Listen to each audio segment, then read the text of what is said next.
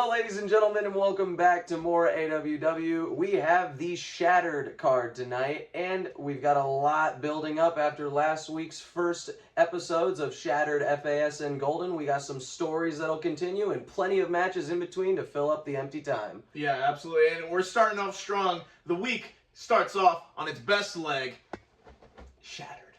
Alrighty, starting off with the first match, let's get right into it, folks. Alrighty, and getting started with our first matchup, we have Cody Rhodes, the Amiibo Nightmare, going up against Breadcrumb, the Prince of Thrip. Yeah, that's good. You know, and I am a little bit biased here. Obviously, the Amiibo Nightmare is very special to me. But I can't lie. The last time Breadcrumb saw him, he handled business very well. They both do have a potential weakness to each other. Neither relatively good off stage. They both seem to falter when they get thrown off stage. So I don't know if either of them is going to use that against each other. But the bad blood here is reminiscent of last week's match against between Poop Beater and Forehead. You know? Which is exactly what I was going to go into, Eric, because we have seen the other half of this story already play out. We've seen Poop Eater prove that he was in that match with the wrong partner. Cody Rhodes held him back, and in a solos match, he was able to come out on top. And you have to wonder if that is going to be the same thing that happens here today. Cody Rhodes might have lost to Breadcrumb in that tag team match, but now that he is a solo, not being hindered by Poop Eater's massive, smelly mass in the ring, if it's going to give him enough to get a one-up on him. I'm very curious to find out. That's what we're about to do. Alrighty, and coming into this, you have to wonder who's going to start off with the first blood being drawn Not by even a question Cody. there. I mean, look at the size of the swords that they wield. Pause. Obviously, he was going to take first blood. I mean, look at it. It's giant. And fucking Breadcrumb's got like a little toothpick in his hand. Yep, definitely securing a 45% advantage before Cody Rhodes takes a 12% And that's exactly what I was there talking it goes. about. Ooh, Breadcrumb dooming himself by using a downward slash, not even able to get him close to the ringside.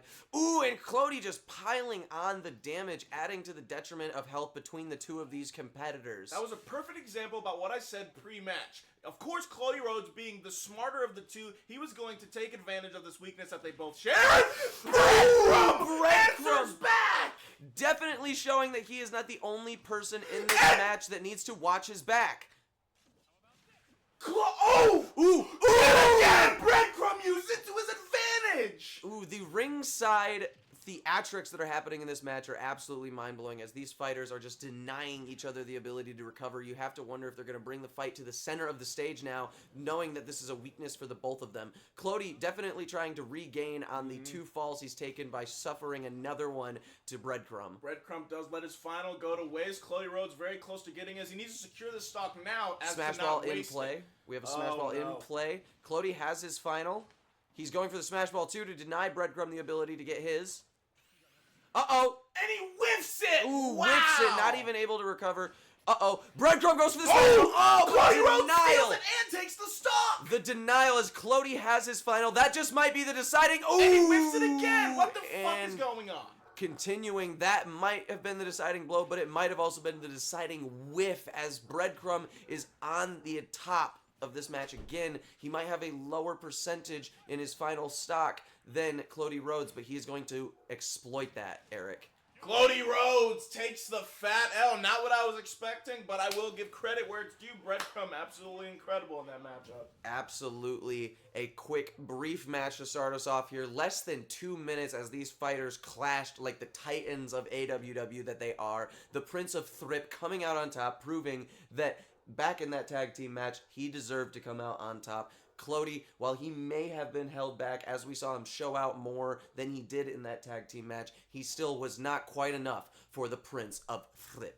Alrighty, and going into our next match, we have a, believe it or not, singles match scheduled for one fall with Ali Alter going up against Beep and Boop. You know what? And let's just talk about Ali Alter, the twin sister of Sasha Swap. Same exact kind of fighter. They have this innate ability to flip a switch mid-match and become basically a completely different person. And you have the two sides of Ali. The fast, ferocious type that'll charge you head-on. And the strong, more dominant type where she will step back and take huge, brutal swings to put down her opponent. It's absolutely incredible.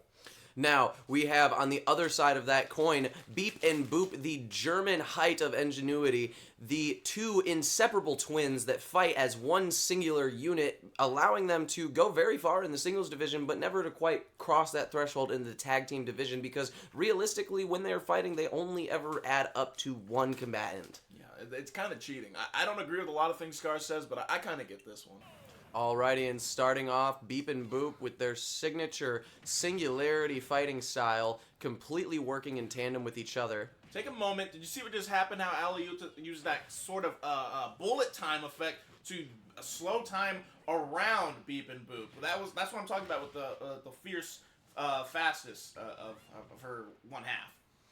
Now, you know, these temporal abilities that she has might be, you know, something to behold in the AWW arena, but, you know, for their size, those mallets that Beep and Boop are swinging around are nothing to be contested with. They hurt, okay? They're not worried about physical prowess, or, my bad, they're not worried about psychic prowess and mental abilities. They're just worried about swinging as hard as possible and hoping whatever they're aiming at stops moving eventually. And it seems to be working pretty well so far. I mean, they got the lead here, but I have no doubt in my mind Ali's going to bring it back when she flips that switch. And, you know, Ali might need to be flipping that switch here soon, because she might be coming to the end of her first stock here in the beginnings of the match, as Beep and Boop are securing almost a 60% advantage against Ali Alter. Over 60%, I would go as far to say. I'm not good with the quick maths, but we can have it show up on screen possibly, or as we're looking into it, it's looking like it's coming down to the decidings of this first stock here for Ali. She's going to need to pull it back. I know what you're going to say. Obviously, the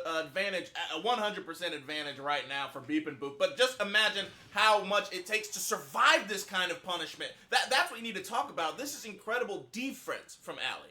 Definitely showing her resilience out here today. Getting the final.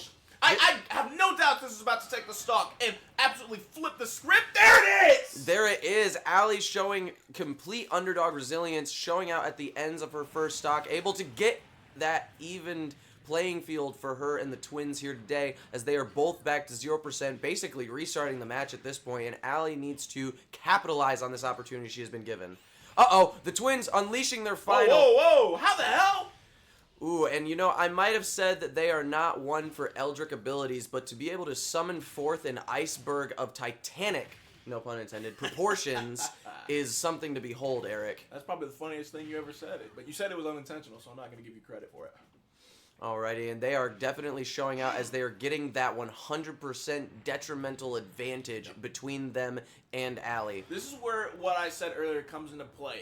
Although they fight almost in a synchrastic way, I'm going to keep that word right there, a synchrastic way where they are like one fighter, every time they swing, it's two mallets coming down on you, so it's double the damage. Definitely, and Ali might have that double personality advantage, but there's not two of her, is the thing, Garrick. Yeah. And there are two Beeps and Boops. Well, one of There's each, one Beep but and one Boop, yeah. they add up to a total of two combatants you have to constantly be worrying about. That's 4 arms, 4 legs, yeah. 8 limbs. Stubby limbs, but 4 limbs, nonetheless. Yeah, stubby nonetheless. And while stacked on top of each other, they might only add up to 5'8". They still, you know, little ankle biters is what I like to call them. Ankle smashers. Ooh! It looks like their Achilles tendon has just been tapped on. Uh-oh, and Ali might be able to secure a stock with this hit, but she is still at a 28% disadvantage to Beep and Boop as they're trying to finish this match now at the later half. Both are on their final stock, and they're looking to capitalize on their brutality in this final matchup. Nothing Ali can't come back from. She's done it twice before in this matchup. I would not count her out right now at all. Alrighty, and here we go. We're seeing it. Beep and Boop as 0%. Ali's definitely has a long ladder to climb ahead of her, as she has not yet landed a hit on their final stock. Finally getting a 4%. Not going to be quite enough, as it's looking like she might choke, Eric. No. I would not say that. All right, look at the smash ball in play. If she can get her hands on that, she can do exactly what she's done twice already. Definitely showing, she could definitely capitalize on that, showing off that she has, one of the strongest finals we have seen, but it's not quite as strong as a wooden mallet to the back of your temporal lobe, Eric. Which is ironic, because it was like a giant stream of fire. And she used her final. Definitely. All right, we have a camera crew back in the backstage area, and I think they just are about to catch a little bit of a confrontation between the Mack truck and the Megastar Storm. Let's look in. Ooh.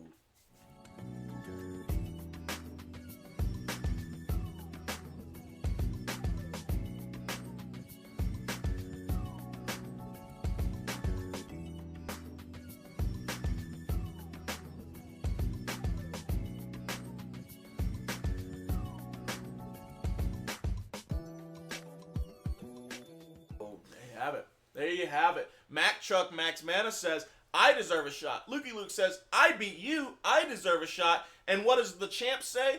Obviously, he had the last say. He said, why don't you talk to me? That's Eric Mystof, not PK Knight saying you should talk to me because they did that. They should talk to me, the booker. And you know what? I think I can work with that. I think next week on Shattered, you will see the Mack Truck versus Ludicrous Lukey Luke to become #1 contender to the Brawl Bros champion. Alrighty, and going into our next match, we have Ella of Dumas going up against Sasha Swap, who is actually Ali Alter's twin sister. Yeah, like I said, they're the same. They're the two sides of the same coin, which is funny because them themselves are two sides of the same coin. She has the same exact switching ability that her sister has that we saw earlier on. And we have Ella of Dumas, who is the Duchess of the land of Dumas.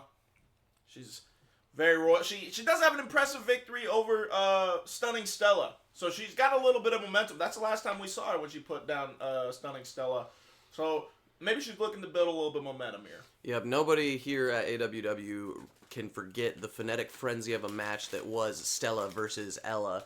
I had to commentate over it, and it was one hell of a tongue twister, Eric. So I definitely have a lot of that locked into memory, and Ella definitely showed out that day, proving that she deserves to be in this roster and does definitely put forward as much as any other given fighter on this roster. So Sasha Swap might have thought she had an easy go about coming into the ring today, but she is going to be shown differently, in my opinions, Eric. Alrighty, and coming into this, Sasha definitely not wanting to mess around, trying to get this battle over as quick as possible, securing a almost 40% advantage over Ella in less than 5 seconds. Seems to be a bit more aggressive than her sister does. Maybe that's why. Maybe she was born first. Maybe.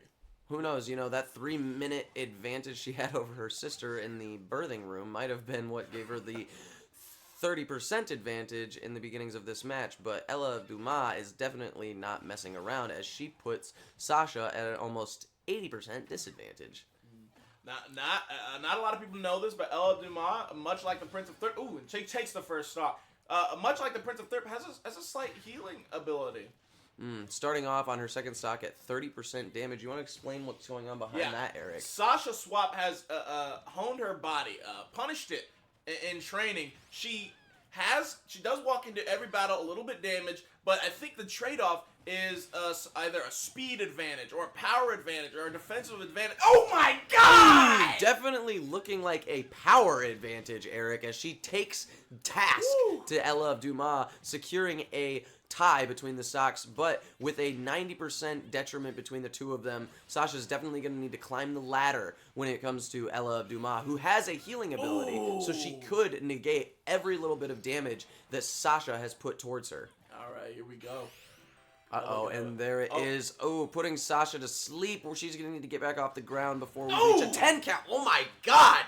Ella capitalizing, using dirty tactics, I might say, to take that second stock from Sasha. And if you saw that, Sasha was able to eat the peaches that were laying around on the ground to recover that 30% that she starts with. And now she has the smash ball in play.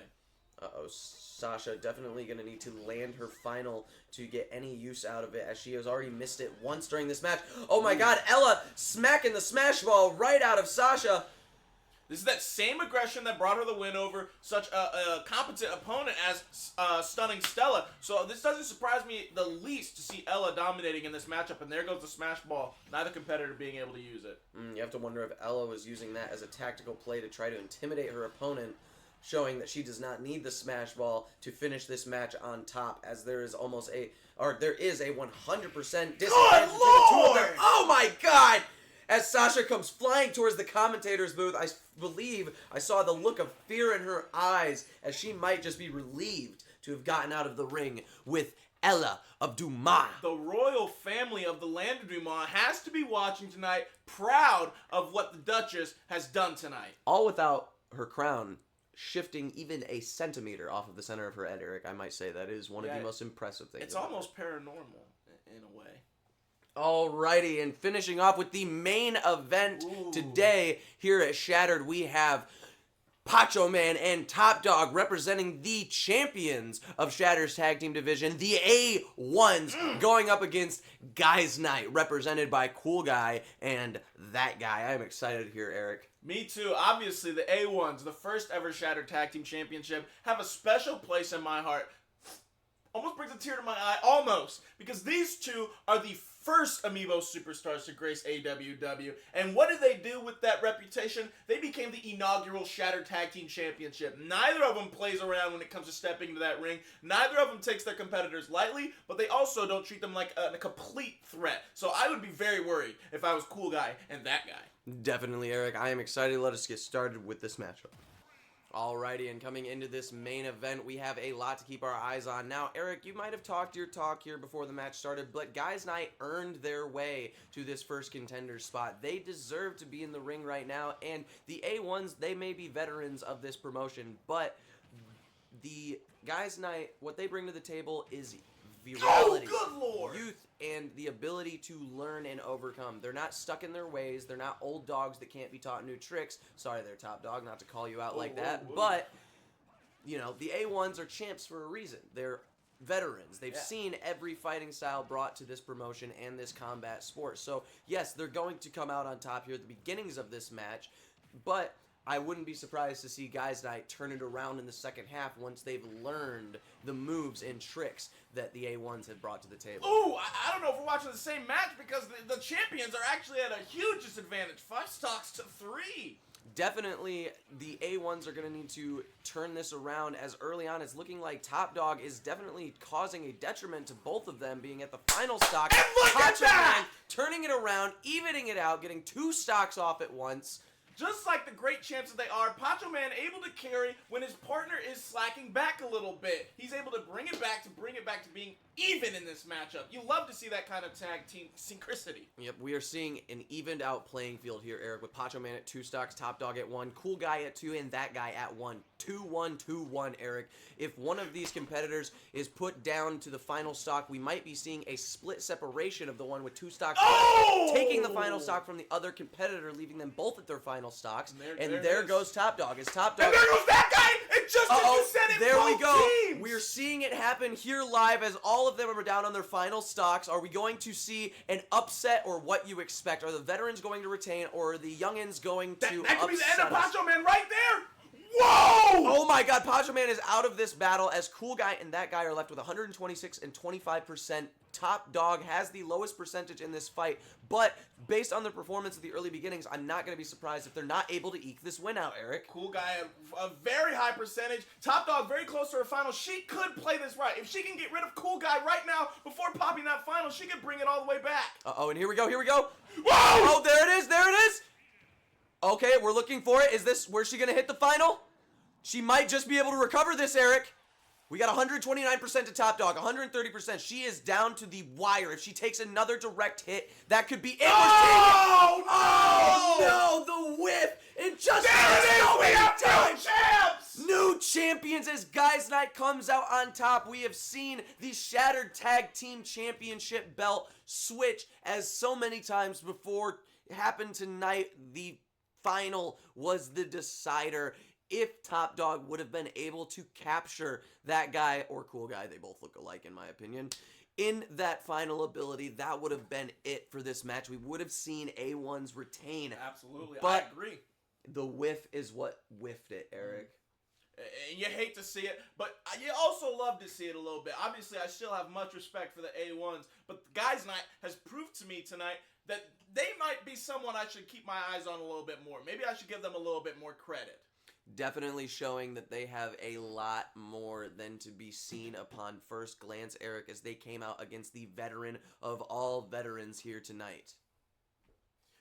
Alrighty, and thank you for joining us here for Shattered's portion of the AWW card. We will be seeing you tomorrow for Future Amiibo Superstars. Have a good night, ladies and gentlemen.